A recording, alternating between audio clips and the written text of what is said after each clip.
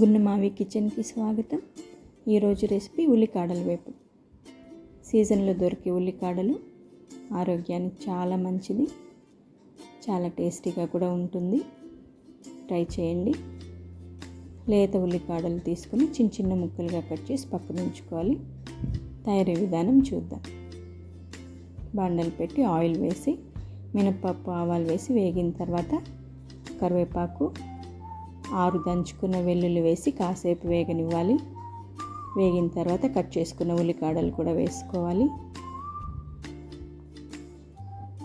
ఇందులో ఉప్పు పసుపు వేసి బాగా కలిపి 2 to 3 minutes మీడియం ఫ్లేమ్లో మూత పెట్టి ఉడికించుకోవాలి. మూత తీసి కాసేపు కలిపి 1/2 గ్లాస్ వాటర్ వేసి నీరంతా ఇంకే వరకు ఉడికించుకోవాలి. నీరు ఇంకిపోయిన తర్వాత ఆయిల్లో కాసేపు వేపి మిరప్పొడి 1 స్పూన్, ధనియాల పొడి 1 స్పూన్ వేసి బాగా కలిపి డిష్ అవుట్ చేసుకోవాలి.